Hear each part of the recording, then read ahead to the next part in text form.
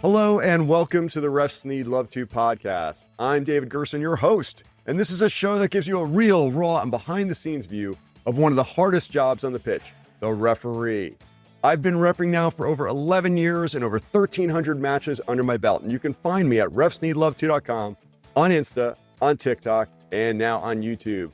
Today, guys, we have a very special guest, Matthew Conger, former FIFA World Cup referee. You may know that he refereed at the World Cup twice, but he's also the director and lead facilitator of a holistic leadership development consultancy, and he's also the co-founder of Total Referee Limited. He refereed extensively across various professional leagues, including the A-League, Chinese Super League, Saudi Pro League, USL, MLS, the New Zealand National League, my gosh, all sorts of competitions, and he is passionate about developing the holistic capability of refereeing from grassroots to the elite level.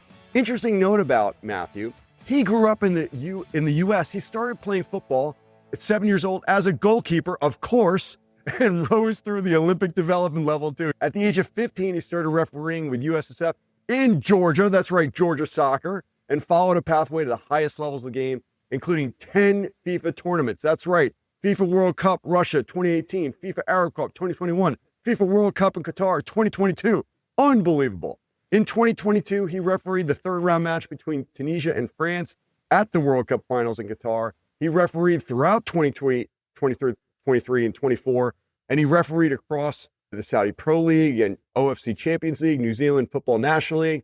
December 2024 marked the end of his 11-year professional and international referee career. He fully believes in the vital role that referees play in sport and society. Refereeing can not only enable quality sporting experiences, but also equip those in the role with a wide range of capabilities that can be applied outside the field of play if proper integrated development is provided. He's committed to facilitating the growth of referees from the local level to the world stage. So please join me in welcoming FIFA referee Matthew Conger to the Refs Need Love To podcast. Welcome, sir.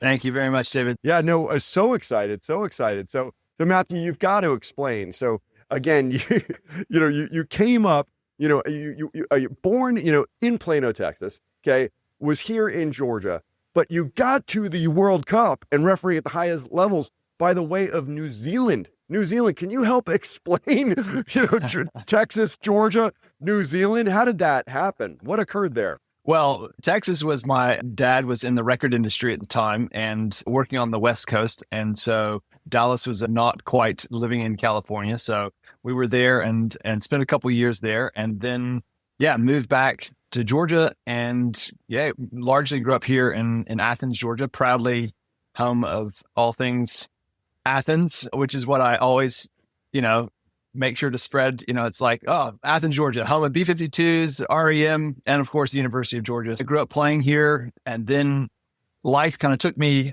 abroad. I wanted to travel, went overseas, met my wife, who's from New Zealand, and followed her back that way. That's where we raised our 4 kids and pursued the pathway around refereeing from that end.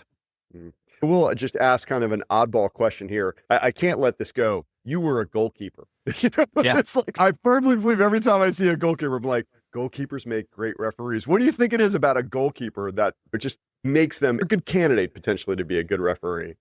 I think part of it is willing to be under pressure, right? So there's this sort of just this crazy little gene in a goalkeeper's brain that says, hey, I can be the last one that can be responsible for the outcome of the game.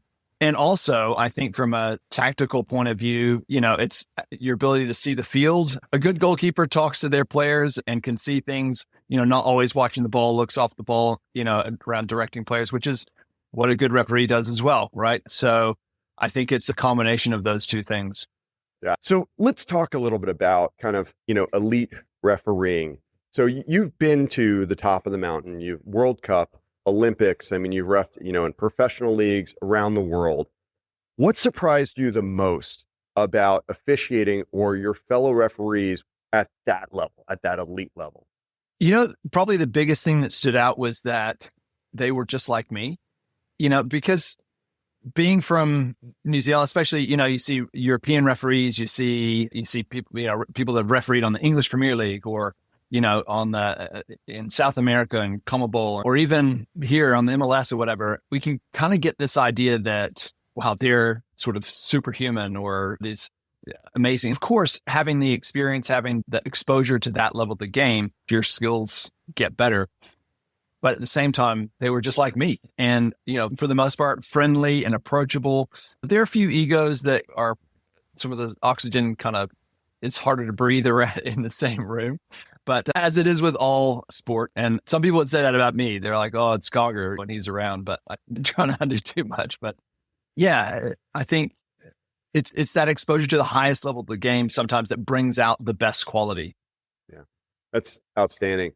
I will say that every professional ref that I have been exposed to, and now, mind you, I'm not spending days upon days traveling with someone or something nature, but everyone is a consummate professional, unbelievably professional, friendly, sincere, and outrageously hardworking. I mean, I think that's one of the things I think about the professionals that I've met, and just knowledge of their life, the commitment to fitness, to getting better, to being self-aware, and taking feedback and constantly molding themselves into the best person that they can be out there is something that I see as a consistent theme. There's no slackers at that level. Let me tell you, no one's getting there by luck. Yeah. And really it's a case of, especially if you're showing up with those same qualities and those same characteristics, everybody's willing to get in and give advice or just support, or again, just sitting, on the quiet side, tucked away, have a beer, a cold beer, and kind of commiserate a little bit sometimes as well. But also their passion for the game and their love for the game and that desire to really give everything to it is, it's across the board. So let's talk a little bit about mindset, because I definitely feel that if there's one area that completely differentiates, maybe a good or great referee from elite referee, for me, it feels like, again, presence, mindset. I just did a fun video about Tori Penso last night. It just has such a chameleon on the pitch. She can give you a death stare 1 minute and lay down the law, and then the next minute she's like your confidant and your friend on the pitch and a counselor helping you understand what's going on. So let's talk a little about mindset. What kind of mindset do you think separates good from great, and how do you coach that in referees as you do this development, try and build new referees for tomorrow? I think definitely having a growth mindset and having that flexibility to say, I'm not set in my ways and stuck on this is exactly how it needs to be done, is generally speaking the pathway to the highest levels, or even just sustainability over a long career, even at whatever level anyone's refereeing at. Because again, we need to really make sure that we have people that are thriving in refereeing under 14 and keeping the game growing and alive at that level. But you talk about Tori, and absolutely, she's got an amazing personality on the field of play, and you can see that off the field of play as well. She's lovely. Each person, each referee that I've ever worked with, they all bring a different side of their personality and a different side of themselves to the game. Some are much more serious. Some are very kind of light around it. Some are very much focused on the tactics and understanding how the game is going to work. Some are much more fluid and adaptable to it. Overall, it's that flexibility of willing to look at it. Because when you're in a room full of 40 plus referees and you've got a clip up on the screen, they're going, okay, this is a foul, not a foul. There's so much of the game that is actually subjective, right? There are things, their decision, it's a foul, it's not a foul. But then there's so much that is gray. And if you're too stuck, and especially when there are directives to say, actually, this is the trend we want you to follow. If I'm too locked in my ways going, no, it has to be this, you see it on the field, then it comes unstuck. And so having that growth mindset, having that adaptability, that ability to shift under different kinds of pressure is really the key to longevity there. Yeah, I mean, that's great advice just for being a referee. It's a great advice for life. Whether you have a marriage or you're working a professional life, definitely the person who thinks they're the smartest person in the room is usually the dumbest. They're going nowhere fast and no one wants to work with them. You can be confidently wrong. Like we try to avoid that, right? Yeah, absolutely. But that growth mindset is huge. So one thing, on the flip side, so this is definitely something, I get this question, as we get in season, I promise you, I'll get it every single week. I'll get a referee who's maybe, it could be at any level, honestly, any age, but it usually comes to me from someone who's like 17, 18 years old, Mhm. who's they've ref for 3 years and they're finally getting their first ECNL or MLS Next or USL2 assignment or something like that. And they're like, what do I do? How do I prepare? Like, it's a much bigger game. I've never done this level. So at the elite level, how do you deal with, or how do you handle fear of failure or making pressure? Is there any mental preparation that you do, any techniques, any rituals, again, talk about mindset. What do you do to handle that fear of failure as you move up to a larger and larger level? Yeah, great question. And part of that comes down to that concept around the 10,000 hours. So, I refereed, golly, I was 34 when I got my FIFA badge. So I had been refereeing for nearly 20 years before I was first made the list. And there were plenty of matches in there where I did really well, obviously, to progress as far as I did. But there are plenty of matches that I didn't nail everything, had to learn from, and had to build up that resilience. And for a long time, that was kind of, I guess, just absorbed as part of the culture. We just have to adapt. From about 2016 onward, I became really intentional about building that and focusing on understanding the mindset side of things. So part of my story is around, actually, I made a terrible decision at the Olympics in 2016 that really pushed me onto the path of, hey, I've got to understand more around deliberate development of team culture, how I work with my refereeing team, how I get the best out of them, and also how I kind of grow and harness my own mindset in that. And that's still an ongoing journey. That's something that I've been committed to since then in a very deliberate way. Part of it is time and the number of matches that it takes to get to that level. And part of it is, in terms of ritual, we became very deliberate about what we did within our team. We created a very deliberate team culture with each World Cup campaign. We had two slightly different trios, one assistant referee that was the same, and he's from Tonga, Makasini. And then I had one Kiwi assistant referee, although he was of English persuasion originally. And then from 2018 onward, Mark was part of that trio, and he's full Kiwi in that sense.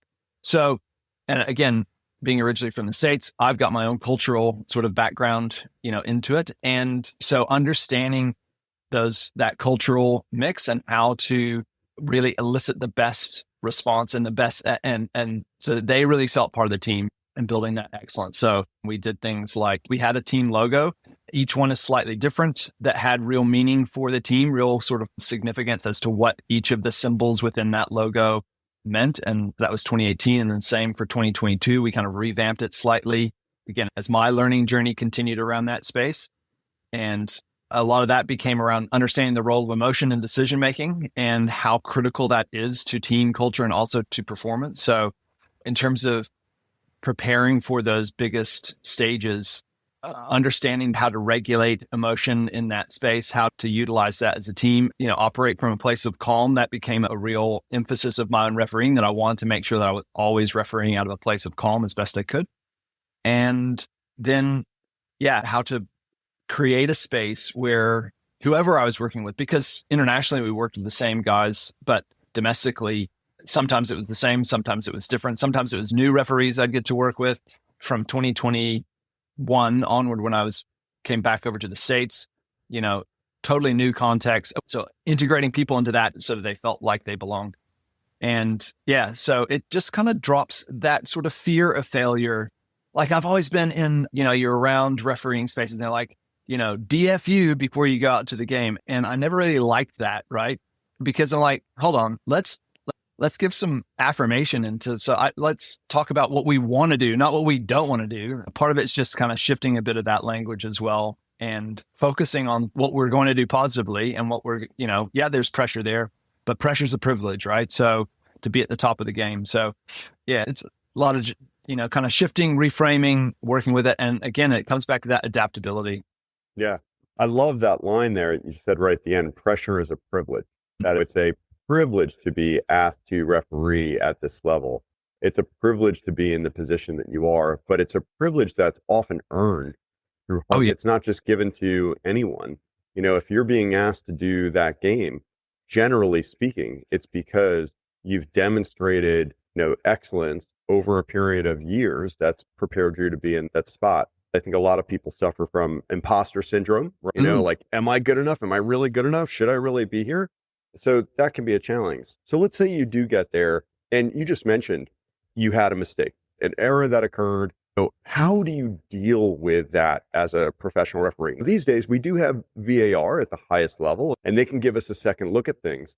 But I often get videos sent to me where there'll be a video taken from someone's iPhone, like from behind the goal or like in the corner. And, it definitely looks like there was a foul, but, the referee waves it off. There's no foul. And then this video gets posted to the internet and everyone's like, oh my gosh, how didn't he see that? How didn't she see that? So it's, it can be challenging. You're reffing these matches. You get one look in real time at one spot on the field. How would you advise referees, to deal with a mistake, whether they knew about it during the match or someone posts a video later? How do you get over that and move? Great question. For me personally, I would say just don't go on social media. There's so much noise out there. So especially the higher you get, it's like, actually don't get distracted with it. There can be some good, obviously, from it. But yeah, I'm like, try to pay as little attention on that side of things as possible.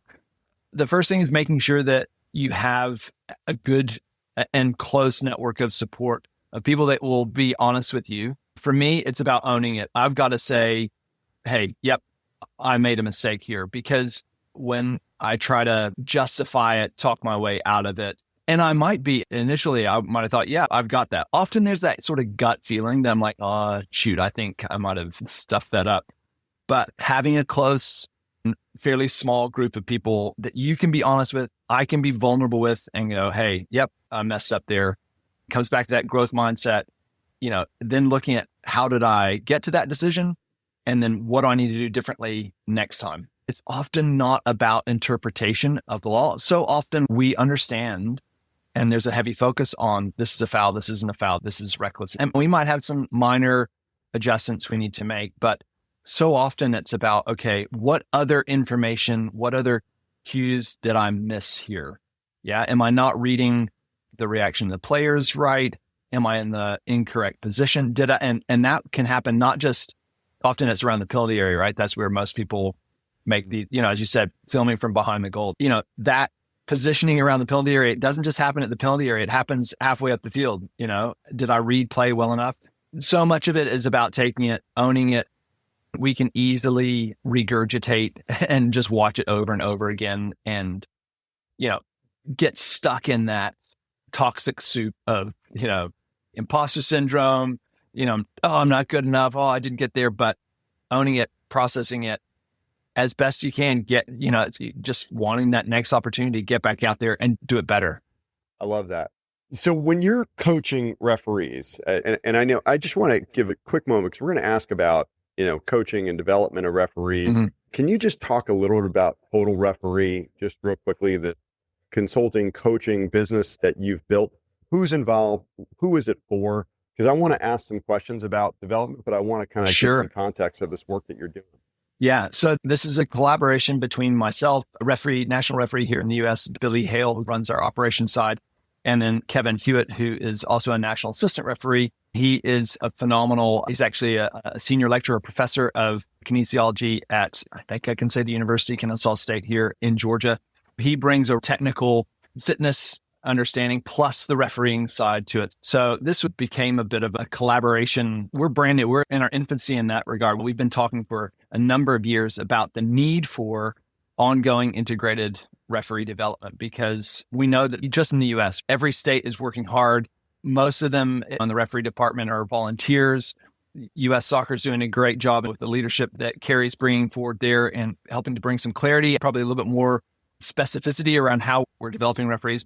There are gaps, where people just aren't, just by sheer numbers, just don't have the access to some of that development. So as Billy finally said, look, Conger, come on, let's do something. And so I had the privilege of studying holistic or integrated refereeing development as part of my Master's of Sport Management.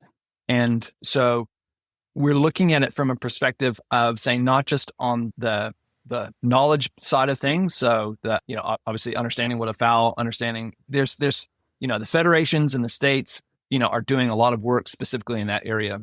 What we're trying to do is incorporate the other individuals, I guess, are working in the fitness space, and they obviously need to combine those two things. But between the fitness and the knowledge of the game, the laws, the technical stuff, a lot of that's already being handled. What we're looking at is integrating the fitness into those other aspects of refereeing. So the mindset, the understanding your background, how your personal experience adds into your refereeing, how we build that into consistency around not just running to be fit, but actually really moving. So we're looking at it from trying to take a more integrated approach to that development. And so, as we're in our infancy, we started sort of piloted with a group of high school referees out of Texas and had some great success earlier in the year.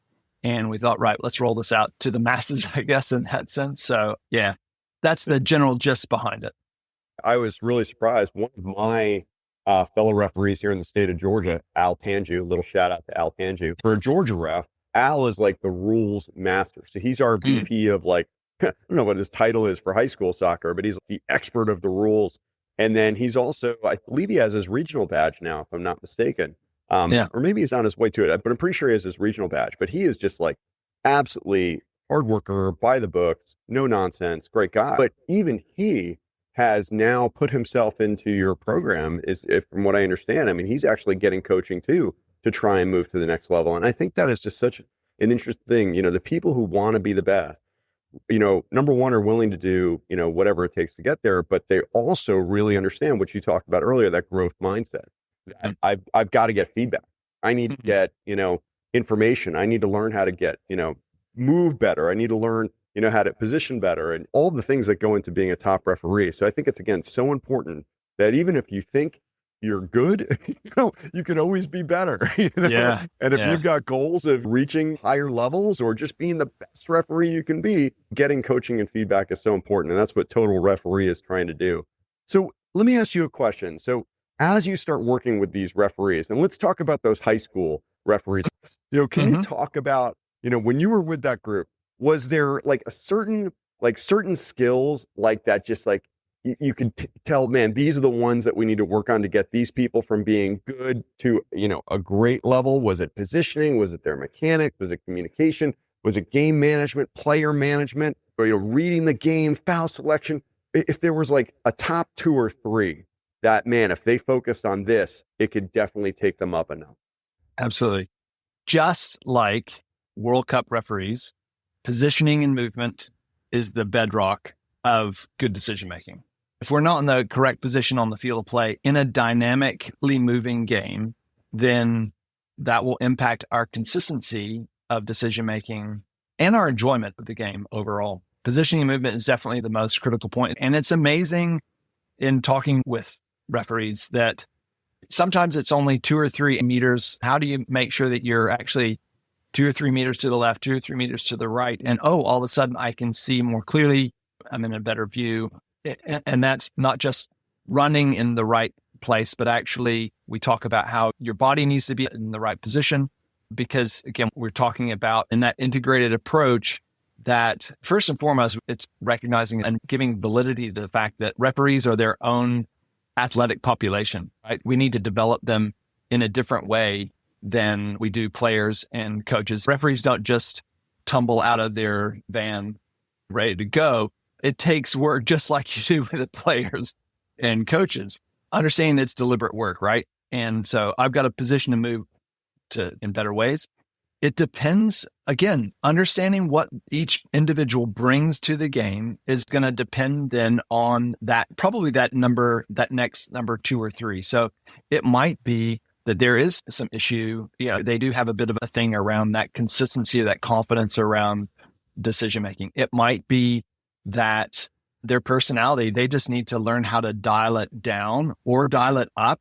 How can I be more fluid, bring it up and down? You know, some referees just need to smile more, in my opinion, right? So like, hey, and because these are all things that I guess that I learned along the way that, you know, when I look back, I'm like, if I had that 5, 10, 15 years ago, and I think I would have been a better referee. And as you alluded to earlier, what we want to focus on are things that don't just make you a better referee on the field, but actually there's a whole lot of research to show that referees are sought after off the field of play, you know, in work, in their careers. You never use your referee hand at home. with your partner, no red and yellow cards in the house, please. So yeah, again, it depends on what the person is bringing to the game in terms of what those next facets might be in that development. But that's why it's important to build that whole profile of the referee. It's so interesting you mentioned positioning. I would tell you, not only will positioning help you make a better call on the field, but you'll look so much better doing it. Like your credibility goes sky high if you're in a great position and you're right on top of the play after that challenge happens. And, it's so important because the coaches see that, the players see that, the spectators see that, and it takes your credibility dramatically up. I mean, I think there's so many things that referees can do to make their life easy. And yes, positioning, movement, one. You even talked about that personality, like being human. Actually seeming like you're enjoying yourself out there and having fun and trying to relate. I mean, not trying to be, we talk about smile, we don't want to be flippant. When someone's outrageously angry and upset about something, we don't want to completely, just laugh them off because that'll just take their anger up a notch. But, sometimes, a smile and be like, no, it didn't happen. Or, it didn't seem like that. It wasn't handful of us, whatever it might be, just to like kind of, bring the humanness to the game and humanness to the official, that they are a human being. And that really changes how people treat you on the people act like you are just only disciplinarian and you're holier than thou and you never make a mistake and you're perfect and you're talking down to people. People will freaking hate you and it will be a miserable experience. Yeah, totally. I went through the meat grinder a bit as a fourth official on the Australian A-League with one particular coach, and he was known for being just a real piece of work to deal with. And most of the time, if I wanted to affect any change on him, I had to go through the assistant coach. When I knew he was in town, I knew my work was cut out for me. And I remember at one point kind of getting into it. It was hard, right? And the assistant coach said to me at one point, he's like, just crack a joke every now and again. It would actually help. That was kind of like, oh yeah, actually, okay. So if we can laugh a little bit, then I can still be firm in my message, but I can get that across in a way that becomes less confrontational. And as I started to integrate that in, that made a difference. But again, those are all skills that you can learn for sure. Some people naturally have it, but you can learn so much of it. Just as a small piece before we move on to the next question, I encourage all referees, especially at the grassroots level, pre-match, when you're warming up, when you're connecting with the crew, go greet those coaches. Go say hi with a smile when you don't have anything pressing to deal with. Just go meet them, ask how their day is, how the season's going, build some rapport pre-match, and it will make it so much better during the match when you do need to have a tougher conversation. So can we talk a little bit about voice tone, body language? Because there are times when you do need to be the disciplinarian. I mean, there's times to be friendly and nice, but there's also times that you need to be strong. And I think this is, again, one of these things where a lot of referees are like, dude, how do I do that? Can I learn that? Can someone teach me that? Is there something I need to do? We talk about presence and being the ref on the field, being nice and smiling. How does someone also deal with, they need to be strong and they need to, make those tough calls in the moment and they need to deal with very upset players. Is there any advice that you give for that? Yeah. Again, part of that's understanding your own personality. What do I bring to it? What are my triggers? Do I go into fight, flight, freeze, or faint? And, that can, when it comes in, and you can see it on a referee, right? Sometimes, it's been myself, my eyes get big. I can get in somebody's face. I don't mind. I'm 6'3". I can generally hang with most players. And, but sometimes you see referees just kind of, in fact, and I have at times as well, just gone into myself and not really dealt with and managed it. So first and foremost, it's understanding, your own personality, your own triggers, in terms of where you are comfortable in that. And then it's, absolutely, you can learn these skills. So, and again, we're going to get it wrong and we're going to get it right. There's times that, again, in that self-reflection, you've got to be able to recognize what's working and what's not working. And this is, again, where integrated training comes in. We can be doing more training off the field of play, out of match mode where even with players, we can practice some of this stuff. If I get a group of players together and give them an opportunity to have a bit of a go at the referee so that the referee can learn how to manage it, you'll find willing participants. I guarantee it.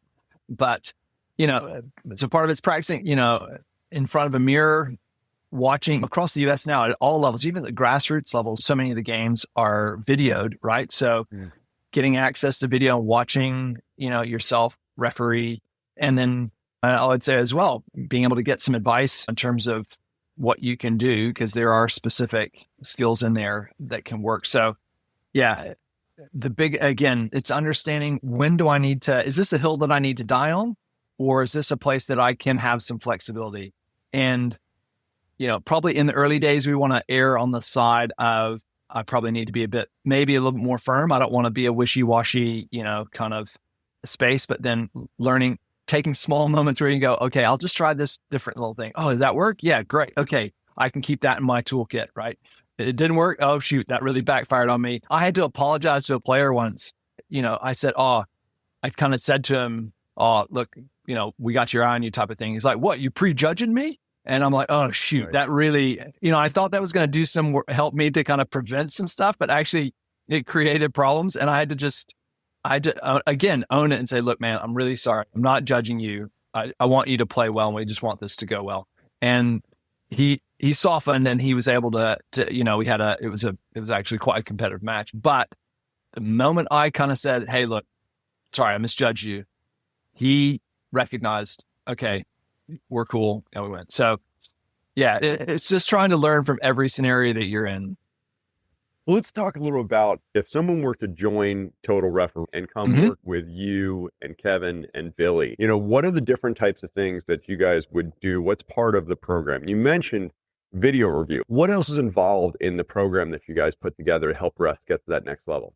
Yeah. So part of it is also creating that community of learning. So we're working with referees from across the states and the region that, it's important to be in the space of belonging, right? So you want to build a community of learning in that. So other referees working with other referees. So there's small group work around clip analysis in that. And, from a place of, one of the values is, hey, you've got to be vulnerable. We don't want to see your best clips here. This is about, we'll recognize really good work and good decision-making. Absolutely. But actually, you need to bring what you need to learn. So be ready to be vulnerable. And then we're looking at, again, that raft of other the broader character skills around refereeing. So, understanding your background, you're doing some work around the mindset stuff, building in that understanding of emotional intelligence and emotional regulation into the game. What is it how do you match what's happening in your personal life into your refereeing? Because that can create stressors that impact your decision-making, and then again, understanding and tracking how that consistency of decision-making, is applied on the field of play. So, you get a connection to other referees working in other spaces. Part of what brought me here is understanding there's a growing body of research behind refereeing. So we're working on how we apply that into this space to create a greater sense of, belonging, well-being, and performance. And then it's consistent communication, via text, regular monthly meetings together. We're also the space where if something really goes wrong, we want you to know that you've got our support. So you've got somebody that you can call. And we know that at the state level, there are great people doing great work across the board. You need to stay connected into those state associations. And of course, we want to make sure that we're working with the organizations, state associations, with U.S. Soccer. We're very much in line with the coaching and development that is being led in that space. This is about collaboration. It's not about sort of trying to go off and just do random stuff. That's kind of the ins and outs of it. Yeah. Well, it is very interesting. So like in other countries, in England in particular, I have probably most experience talking with fellow referees over there. They actually earn lower game fees, but they get a lot more support from the referee association and from the football association, a lot more training, a lot more development and free assessments on their path, and more of a development pathway and progression that we don't have here in the United States. So it does fall upon, the referees, the grassroots referees and the regional referees, if they want to move up and they want to do higher level games, they just want to be better at their craft. They do have to invest in their own training, whether that's locally or with an organization like Total Referee. this is how you do it. You build that community, you get that feedback on an ongoing basis, and it will take you to the next level. So I love what you guys are doing. Love that you guys are giving back. I really do appreciate it. I just have one more question for you here. As you look back across your journey, what does refs need love to mean to you personally and professionally? Like, if you think about why we need love, give love to other refs, can you give any thoughts on that? What does that mean to you? For me, it is about the fact that we are as much a part of the game as the players and the coaches. We want to see the beautiful game being played beautifully. I see refereeing as a creative endeavor. So it's kind of like, how do I do my job in such a way that brilliance can be played? That brilliant score, the goal can be scored because I've allowed an advantage or I've whistled a free kick correctly so that the player can curl it into the top corner. It's about enabling the game. And it's also being, again, it's trying to say, hey, we're not a service provider to the game. We're actually a key stakeholder, that one of those three pillars of the game with players and coaches and referees. So we absolutely need love because we love the game too. I think that's such a great answer. I mean, you gave me a little goosebumps here, Matthew. It's like, I just have to say, you can't have beautiful soccer without a good referee out there. It just doesn't happen. Because if people are just constantly holding, tripping, nothing's getting called, it just winds up becoming a big fight out there. No one likes that. No one wants that at all, in the youth game. Maybe there's some recreational, adult league things that actually prefer playing that way. I'll never ref for them. But for the most part, especially at youth soccer, if you've got a good referee out there who's managing the game and actually calling the fouls, you will see beautiful soccer take place. You'll actually see skills on display. You'll see people putting the ball on the ground, and you'll see people progressing, beautiful soccer with great technical ability. So it is absolutely, critical, love on these refs to keep them around, love on them through education, love on them through support, love on them through community, and make them feel part of the game. I love that you said that part of the game, and man, that is just good for everyone. My gosh, Matthew, thank you so much. Just before we wrap up here, can you tell people how to get in touch with you and your fellow referees in Total Referee? Yep, it's totalreferee.com, and again, across the socials there as well. So it's nice and simple. Have a look. Please feel free to drop us a line if you've got any questions or interested there. Happy to help in any way we can. And again, this is about really supporting. We want to support the referees, across the board to get as much as they can out of the game and out of their career. As you say, the more referees that we have on the field and the happier and the more love they're getting, the more that the game is continuing to grow and thrive. And that's really what we want to see. I love that, man. Hey, I'm so glad to see you here in Georgia. Hopefully I'll see you out on the pitch sometime. I really do appreciate you taking the time and joining us on the podcast today. Thank you so much for having me, and all the very best. All right, guys, thank you so much for listening today. I mean, Matthew is an absolute joy. It's been so amazing to see his career and rise from here in Texas and Georgia all the way to the World Cup. Not just one, but two, my gosh, and the Olympics. An amazing career and wonderful guy. I highly encourage you guys to check out totalreferee.com. I will also encourage you guys to check out refsneedlove2.com. Again, the season is upon us. If you haven't gotten yourself some new cards with the pregame checklist on it, scorecards, maybe new flags, it's that time to upgrade. Definitely check them out in the store. Again, every penny earned there helps support this channel here. I love all of you, and I hope your next match is red card free.